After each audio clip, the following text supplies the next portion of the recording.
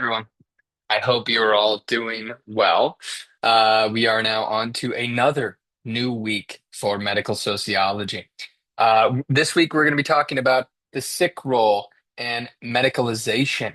Really interesting topics, and that this is just one session for this week because student respite days are also continuing through the rest of the week. So refer to the Moodle page for structure and whatnot. But this week's feedback prompts and forums, all those responses are still expected, still due this week. But let's get into the sick role and medicalization. It's a really, really fascinating topic. It's a really, really important topic as well, because this is also something that's quite central to to medical sociology and what we're studying here. So, excuse me. Let's get into it. I first want to start with a key concept in sociology, social constructionism.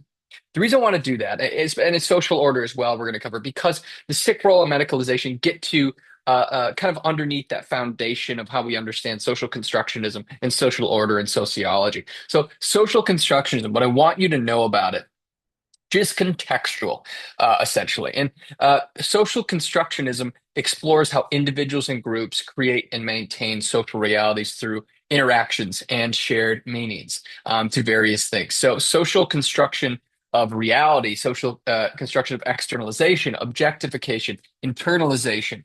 Um, uh, the major contributions here, like the social construction of reality. So, what we mean by that in sociology, we're examining how social institutions and interactions shape our perceptions of reality. So, what does it mean when we say social or when we say gender and race are socially constructed? For example, on gender, yes, biological sex are defined differences and biological real differences. Now, when we say gender, talk about how the performance and understanding of gender changes across cultures. It changes across time, and these things evolve. The same thing with race of different racial categories. Values and meanings we ascribe to racial differences and performative aspects of race and gender and sexuality. So when we talk about the social constructed nature of reality, it's that so much around us is through how we interpret meaning, through symbols, through shared values, through society, that it's not necessarily inherent key differences or key truths. It's that a lot of what we're talking about is socially constructed. The meaning and the truth around and our understanding of reality is based upon the culture and society we are a part of, not necessarily on basic inherent truths. That can be a really difficult process to understand for students. We're not going to dive into that because that's not the point of today to dive in more detail on that. But there are more examples in the notes if you need to refer back to it. And I'm happy to meet one-on-one to describe it because it can be a tough concept to understand. Like, what do you mean gender is not real? That's not what we're talking about. That's a common misconception. Is that in we say something is socially constructed, we're not saying that that is not a real experience or those things aren't real. We're saying that it is fabricated, those meanings and those the senses of realness around these gender differences, around what is gender, what is race, what is sexuality, that the meanings around it, how we contextualize and understanding everything about it is from a social standpoint. Is that how does society ascribe meaning to certain things? How is society deem what is a man? What is a woman? It's a largely performative, right? A man does this, a woman does this. Oftentimes we're socialized into what is a man and a woman, or what is a white person and a non-white person in society, especially when we think of the United States society through very early age. For example, if you're a boy, maybe you had blue blankets or a blue bedroom. If you're a girl, maybe you had a pink blankets or a pink bedroom. That's a really classical example. And there are movements moving away from this, of course, and you're probably quite aware of it. But those are examples of how why is blue equivalent to a boy? Why is pink equivalent to a girl? And why are there a binary system of gender? Who defined that? And what is the purpose? And part of the purpose is social control. Now, let's dive into a little bit more of some of the specifics around social constructionism. So, social construction is a theory, like I mentioned, that explores social phenomena or objects of consciousness that develop in social context. So it posits that many aspects of our world and knowledge are not inherent or natural, but rather are created and maintained through social processes and interactions. And some key elements of social construction here, there's six of them that I've included. So human interaction, social constructs are created through interactions and agreements among people within a society. They arise from collective human activities and shared understandings. That's really important. And those shared understandings, number two, for a concept to be socially constructed, there must be a common understanding and acceptance of it within a particular society or group. So these shared meanings are developed through communication and cultural norms. Number three, institutionalization. Over time, these constructs that I mentioned become institutionalized, meaning they're embedded in our social institutions, such as laws, through education, through family structures, making them appear natural and permanent because they've been embedded in those systems. Number four, variability. So social constructs can vary significantly across cultures and societies and over time. So what is considered a social construct in one culture might be viewed entirely differently in another. And these things might be viewed as inherent truths, but viewed completely differently in different cultures. Examples, I mentioned gender and race. So gender, while biological sex is deemed by physical characteristics, gender roles and expectations are created through social interactions and cultural norms. And like the concept of masculinity and femininity varies across different cultures and historical periods. Race. So race, again, another example. While there are physical differences among people, the meanings and categories attached to race are created and sustained by social processes. So ideas about race and the significance of racial categories can change over time and differ across societies. Money is another example. So the value of money is a social construct. Physical currency has no inherent value. It is valuable because people in a society collectively agree to its value and use it as a medium of exchange. Why does money exist? It's just paper, right? Or a physical money or numbers on a screen. The reason why money has value is because we use it as a form of exchange of goods and values. That's why it has meaning, because we ascribe and all understand and ascribe to that shared meaning.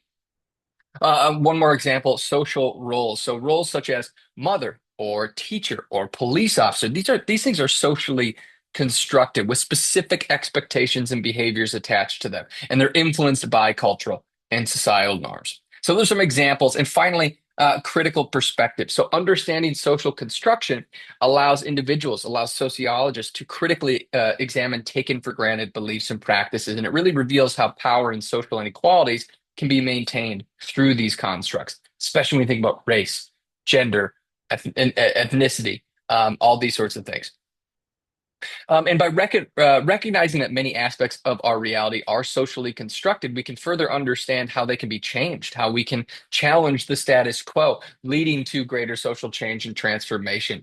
And speaking of social change and transformation, I want to mention social order. So, social order refers, you can see it up on the screen there, that refers to the stable patterns of social relationships and structures that regulate and guide behavior within a society. And in sociology, the study of social order examines how individuals and groups maintain and reproduce these patterns through shared norms, values, roles, and institutions. So some of these are key aspects of social order. There's four components up there. One, norms and values. So norms, again, as a reminder, are those unwritten rules and expectations that guide our behavior, while values are the beliefs about what is desirable or good in society. Together, they shape those social interactions and define acceptable behaviors.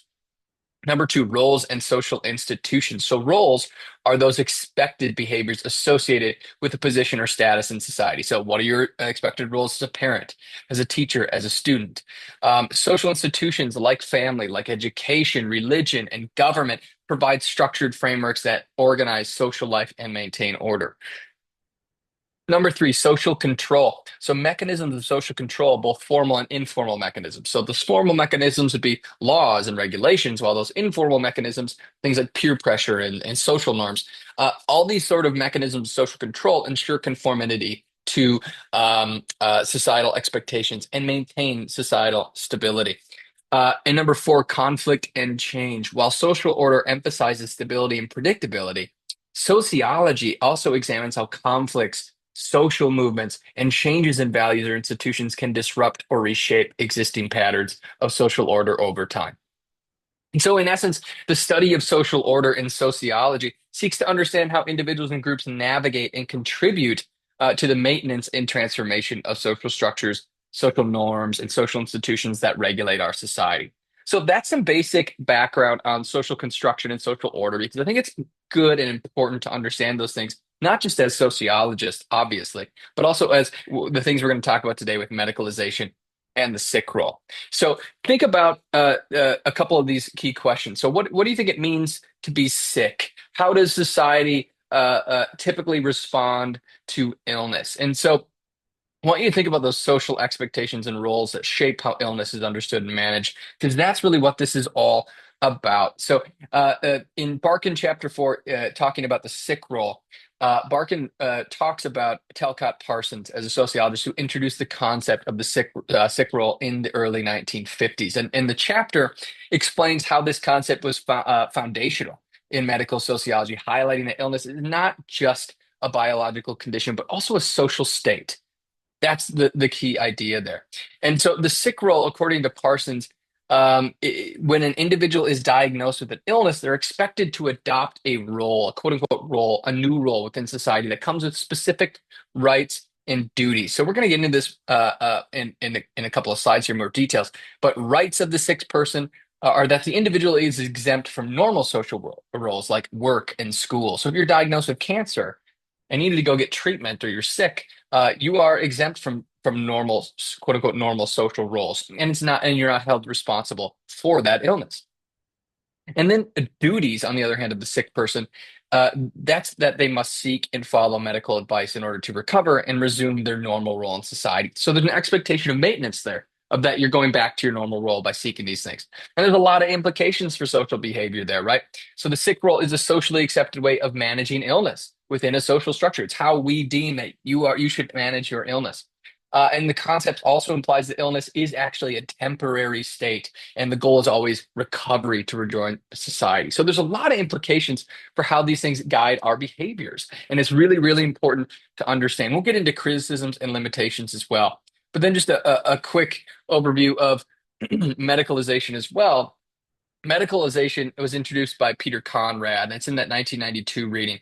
It introduces this concept to explain how various social issues and social behaviors are increasingly defined in medical terms. So, medicalization refers to the process by which non-medical issues become framed as medical problems, and it's really subject to medical intervention and control as well. Again, going to social control. So we're going to get into examples and the impacts and all that sort of thing. But I want you to think about the connection between the sick role and medicalization. And the connection is that both the sick role and the concept of medicalization helps to explain how society constructs illness and responds to health conditions. So the sick role provides a framework for understanding how society views and manages illnesses, while medicalization highlights how societal changes lead to new medical definitions or of conditions that were once outside the scope of medicine. So, for instance, a mental health diagnosis like depression fits into both of these frameworks. The sick role implies that an individual diagnosed with depression is exempt from normal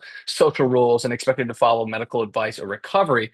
Medicalization has transformed depression from a personal or emotional experience into a medical condition that requires treatment, often through therapy or medication. So think about those things, how the sick role and medicalization connect. So let's dive further into the sick role. So I already mentioned that it's developed by Talcott Parsons in the early 1950s.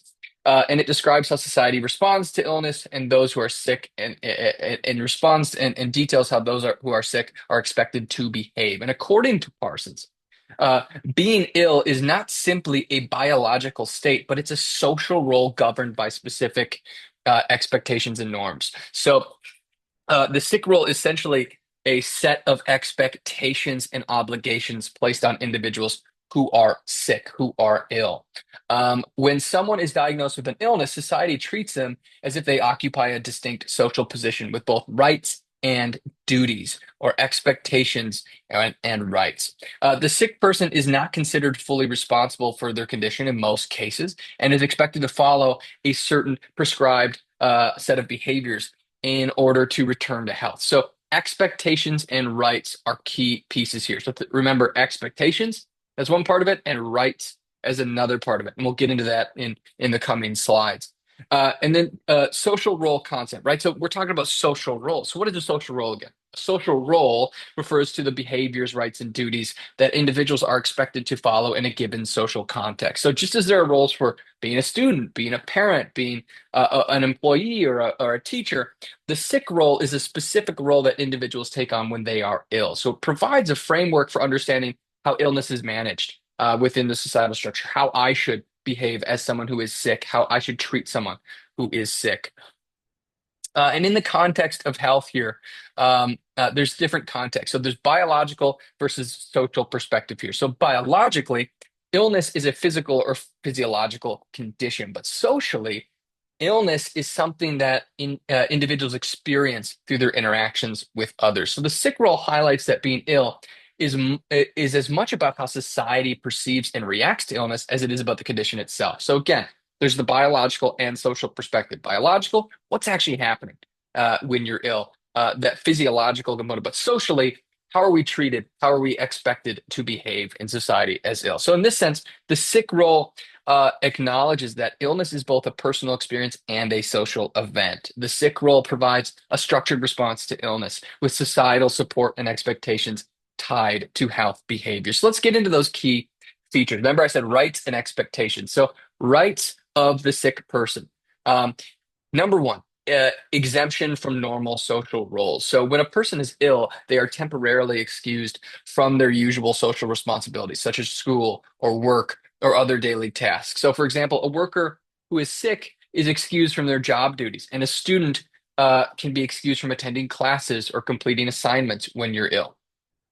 Number two is the no responsibility for the illness. So the sick person is generally not held responsible for their illness. There are some exceptions, but generally that's the case. The idea is that the person has not chosen to be sick and it is beyond their control. So this right helps to minimize the blame placed on an individual for their condition. So, for example, if someone contracts the flu, society does not expect them to be blamed for getting sick, especially if they took reasonable precautions. So, the right of the sick person under the sick role is that there's an exemption from normal social roles that they're responsible for, and two, that they are not responsible for that illness. The other key feature are the expectations or the duties of the sick person. The first expectation here is that you should be seeking treatment and following medical advice. So, in exchange for the exemptions from regular roles in the prior slide, the sick person is expected to seek professional medical care and follow the treatment prescribed by healthcare providers in order to return to health. For instance, a person is diagnosed with a bacterial infection, you're expected to take antibiotics as directed by your doctor, or someone with a chronic condition like diabetes, is expected to manage it through diet, exercise, and medications.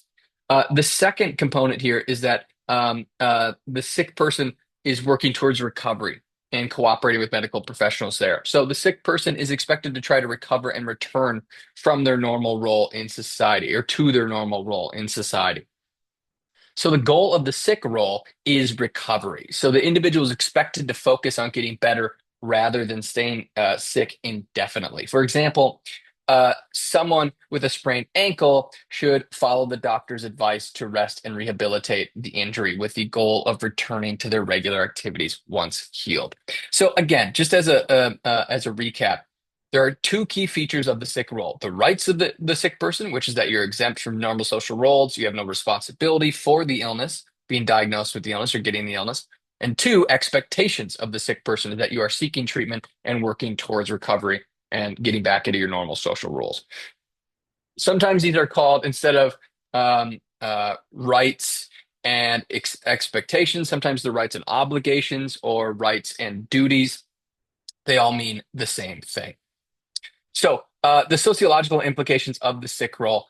Just a couple of key points here is that the sick role legitimizes illness and provides social norms that guide both the patient and the healthcare system and guide our behaviors there. And it reflects how society maintains stability, social order, by ensuring that illness does not disrupt the social order. So again, we're talking about social order in society. It's not all bad, right? Yes, there are times where we need to change, but social order can be a really good thing, like in this case, in much of the sick role cases. So think about how these expectations can vary across different cultures and change over time, and maybe implement that into your discussion forum for the week. Just a couple of limited or limitations and critiques of the sick role. So, uh, critiques here.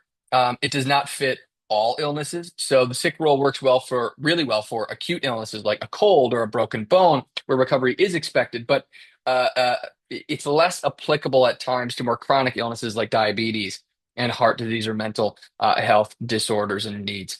So individuals with those chronic conditions are not always able to resume those normal, quote unquote, normal roles in society. A second limitation and critique of the sick role is that it's not inclusive of social inequality. So the sick role theory really assumes an idealized version of illnesses where people can access healthcare and medical advice quite freely. But in reality, not everyone has those healthcare resources. Remember, we talked about the social determinants of health. So based on socioeconomic status, race, geography, all these sorts of things that contribute poke some holes into this theory. Finally, another limitation and critique here is that the sick role theory doesn't always address the role of social structures. So the sick role focuses on the individual's experience with illness, but does not necessarily always consider and take into context the broader social determinants of health, like poverty, education, environmental conditions that can signify and significantly affect a person's health and their ability to engage with the sick role. So continue to think about those critiques and criticisms, and you can even incorporate those into your forum response. But this is, again, like I mentioned, a foundational theory. So we pair the sick role with medicalization. It's a good pairing because let's talk about what medicalization is. So medicalization, and refer back to the Conrad reading. Medicalization is the process by which non-medical issues or social problems are redefined and understood as medical conditions, typically in the form of illnesses or disorders that require some sort of medical intervention. So this medicalization involves framing aspects of everyday life or behavior that may previously have been seen as normal or social phenomena as things that can be treated, diagnosed, or managed through medical approaches. Um, we'll get into some specific examples here too. But again, Peter Conrad is the one of the key scholars in the field of medical sociology, particularly on this topic of medicalization. In his work, he argues that over time, medical professionals and medical institutions and the medical industry in general have gradually expanded their influence. So defining a growing number of experiences of behaviors and conditions as medical problems requiring their intervention. So what that does is it expands scope of medicine, of the medical industry. It also expands the power of the medical industry too. And we're going to get into that. It's not all bad. That's not what we're trying to frame here. But think about this in the context of a for-profit medical industry and why they might want to expand for maybe not always non-nefarious reasons. So a couple examples like ADHD, attention deficit hyperactivity disorder. What was once considered a behavioral issue or a learning difficulty has increasingly been viewed and treated as a medical disorder requiring pharmaceutical treatment. Um, this process of medicalization has sparked actually debates, and maybe you've heard some of them, whether ADHD is truly a medical condition or a socially constructed label for normal childhood behavior.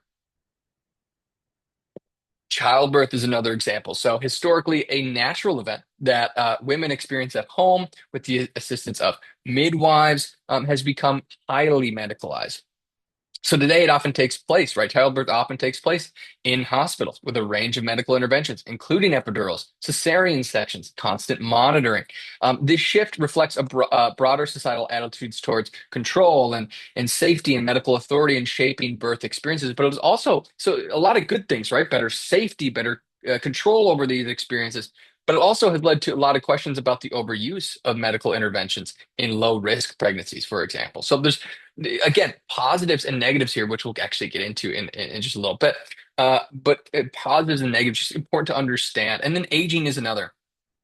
So aging is a natural biological process, but it has been increasingly treated as a medical condition that requires management. So many aspects of aging, from wrinkles to memory loss, are often medicalized with advertisements promoting everything from anti-aging creams to pharmaceutical interventions aimed at staving off the effects of aging. So aging can be viewed through a medical lens as a series of medical issues to be prevented or treated, which shapes societal attitudes towards the elderly and reinforces the notion that aging is something that should be fixed, right?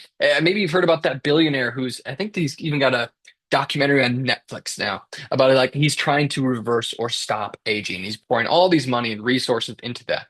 Well, aging is a natural biological process. It's not something that just can just be fixed, but there is this movement towards it, especially as humans have lived longer and longer. But now, and we'll get into this actually in the class more and more about how it's in the United States, our life expectancy has actually decreased a little bit. So, what does that mean for things like medicalization around aging? There's a lot of really, really interesting implications here.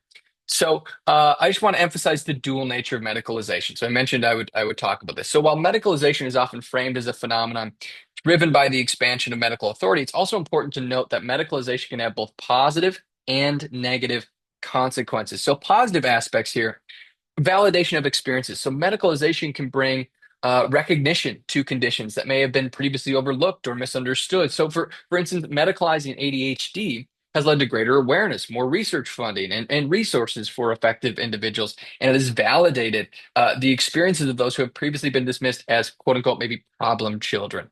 And also, access to treatments is another positive aspect of medicalization. So, when a condition is medicalized, individuals may gain access to medical treatments or interventions and therapies that can genuinely improve their life. And the medicalization of mental health, for example, has led to the development of medications and therapies that help manage conditions like depression and anxiety. So a couple negative aspects is though that we want to consider as well. So social control is one. One of the primary concerns of medicalization is that it can be used as a form of social control where behaviors that deviate from the norm are pathologized. So for example, behaviors such as excessive sadness or shyness can be labeled as depression or a social anxiety disorder. And those who exhibit such behaviors may be pressured to conform to societal expectations through medication or therapy. And then medicalization can also shift the focus away here from social, economic, or cultural factors that may be contributing to a problem around depression or social anxiety disorders. So, for example, poverty, unemployment, or trauma may not be adequately addressed if they are overshadowed by a focus on quote unquote treating the individual's medical condition. And then a second negative aspect I want you to be aware of is the overtreatment and overdiagnosis of conditions. So medicalization can lead to overdiagnosis and overtreatment of various conditions. For example, the medicalization of aging has led to a market for drugs and cosmetic procedures aimed at reversing aging, like we just mentioned, some of which have actually limited effectiveness or even can cause harm. The increasing diagnosis of conditions like ADHD or depression in children, especially with their growing reliance on pharmaceutical treatments, has raised concern about the potential over medicalization of childhood behavior. Is that what is normal childhood behavior and what are behavior that actually should be medicalized, that should require medical interventions? And is there an over reliance on that to this day? That's something that that we've talked about or that society is debating and continues to debate. So I want you to think about that and think about there's some class discussion questions that I want you to be thinking about. They're in the notes under this specific slide. And so I also wanted to talk about the expanding on medicalization, just expand a little bit further. So talking about things like the medicalization of mental health. The field of mental health has undergone significant medicalization, like we mentioned, disorders like anxiety, depression, and schizophrenia. Um, these conditions are now primarily viewed through a medical lens and often diagnosed by psychiatrists and treated with forms of medication. But social factors like stress, trauma, and socioeconomic disadvantage are sometimes overlooked in favor for a biological explanation. But the medicalization of mental health can also help to produce stigma or to reduce stigma and provide individuals with access to treatment. So there again, it's very nuanced that yes, the medicalization can make people overlook other factors like stress, trauma, or socioeconomic disadvantage around mental health, but it also does lead to reducing stigma and providing individuals with access to treatment. So there is a give and a take there. And then I want to also mention body image and beauty standards under this topic too. So the medicalization of body image concerns, especially in relation to cosmetic surgery and dieting, those sorts of things, things like Ozempic, is another example of how medical frameworks can shape cultural norms. So conditions like body dysmorphia and obesity are viewed as medical issues that need intervention. But these concepts are also, not that they're not medical conditions, but also heavily influenced by societal beauty standards, by culture, creating a dynamic of social pressure to actually conform to certain ideals. And that can make it increasingly difficult, as folks are finding more sustainable, effective, and safe treatments there. So those are some examples of medicalization there. And then just wanted to highlight the role of social control and medicalization because medicalization can act as a form of social control because we're subtly regulating behavior through medical authority. An example on ADHD, medicalization has increased awareness and treatment, but it also raises questions about overdiagnosis and societal pressure on children's behavior. And then mental health as another example here. So the shift to viewing certain behaviors as disorders has medicalized behaviors once seen as moral or social issues. So think about that more and more about how there's both, again, the very nuanced component here of the positives and negatives of medicalization and how it is a form of social control brings about positives, brings about negatives. It's a very, very interesting conversation. And then just a couple of implications and critiques here that I wanted to mention, just like I did with the sick role. Some critiques, the pharmaceutical industry influence. So the role of pharmaceutical companies in promoting the medicalization of conditions for profit, such as the rise of a female sexual dysfunction, is one really key example here. So that is a key critique, right? That the pharmaceutical companies play a role in promoting medicalization for profit. And then stigmatization. So medicalizing social issues, things like obesity and anxiety can really stigmatize individuals and shift attention away from structural causes, such as those social determinants like socioeconomic status or even workplace stress, right? We need to not ignore those key components. Class activity, obviously, we're asynchronous, so we're not going to divide into small groups, but I want you to just pick a condition that has been medicalized and then discuss these two areas. So, how medicalization has changed public perception on the condition, and then the pros and cons of this shift for individuals in society. So, just think about that. Pick a condition. Maybe include this in your weekly discussion prompt, but think about this. Really internalize it. Maybe it's a condition you've had experience with, or someone you know have had experience with. You don't have to necessarily share private experiences, but just think about that. Apply that, the medicalization component here. Do the same with the sick role as well. So just one final slide on the sick role and medicalization. Again, these are really, really foundational concepts in medical sociology. Please make sure you understand them, ingrain them into this class. And just as a quick recap, the sick role provides insight into how society manages illness and that reinforces social norms. Medicalization illustrates the expanding role of medicine in defining what actually constitutes health and illness, impacting both individual lives and the broader social norms. So, just a closing question for some reflection, some personal reflection on your end, and maybe again, you can include this into some of your discussion prompt. How do the concepts of the sick role and medicalization actually shape the way we view health, illness, and the role of healthcare in this society? How do these things, like the sick role that monitors our behavior and medicalization, that provides a framework for what we understand as actual medical issues and where we need medical intervention? And I really encourage you to reflect on these sorts of topics here as we think about this. And if you have any questions about the sick role or medicalization, anything like that at all, obviously happy to meet one-on-one as usual, as some of us have already been doing. Please let me know of any questions that you do have, and we will talk. We'll talk more post student respite week, student respite days. We'll talk more in the coming weeks, as these are really, like I mentioned, foundational topics that maybe will be included in some papers and presentations. So make sure they're clear and you understand them, and let me know of any questions that you have. Until next time, thanks everybody.